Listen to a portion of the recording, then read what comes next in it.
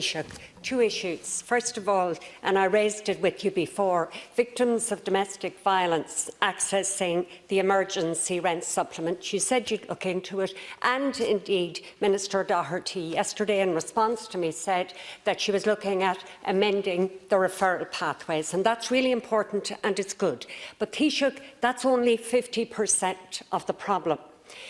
Part of the criteria for accessing this rent supplement, it would be your financial status, your employment status. And the truth is that domestic violence is as likely to happen in a wealthy home as in a poorer home, shall we say. So being a victim of domestic violence itself should be a sufficient criteria to access this emergency rent supplement. So I would ask you, please, to make sure that you complete the second half of that. And thank you for the first part. Now, my second question brings me back again to face coverings, and we discussed this for the last 2 weeks, and I was pleased with your recommendations. However, the numbers wearing face coverings on public transport and in shops are really still very low. Now, I did a back-of-the-envelope check, and if we take the 3-week time between phase 1 and phase 2, and we look at the R number as 1, now I know it's less, but in that time, if wearing a face mask was to cut back the numbers infected by 10%, that would mean overall, at the end of 3 weeks, 50% less would be infected.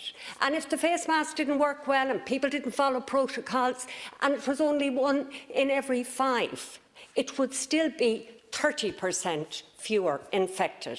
And even if it was 1 in 100, Taoiseach, it would still be 7% fewer infected. So as a suite of measures, as part of a suite, they are really important. So my question is, will you specifically strengthen your advice around face coverings? Not mandatory, but strengthen.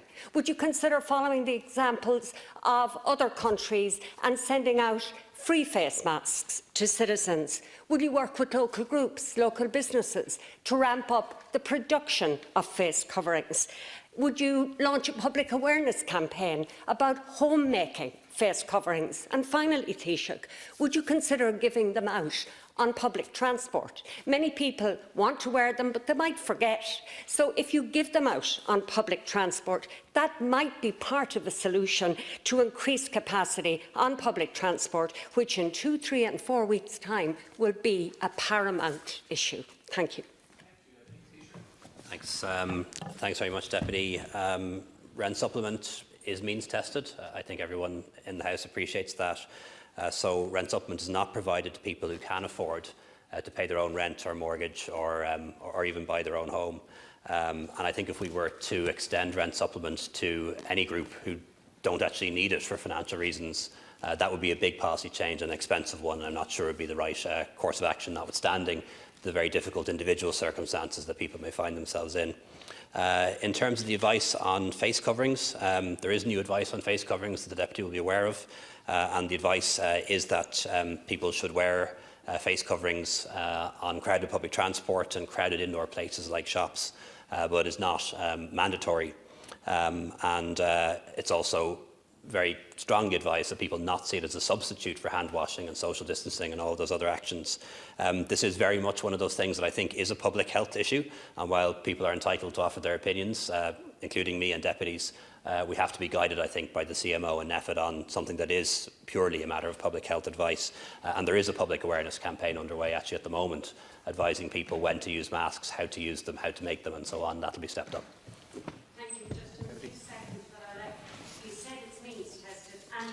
Taoiseach, you know as well as I do that a lot of domestic abuse is around financial abuse, and many of those who are abused are not in a situation to pay rent. So a solution needs to be found, and I would ask you, please, that you would work to try and find one. Taoiseach.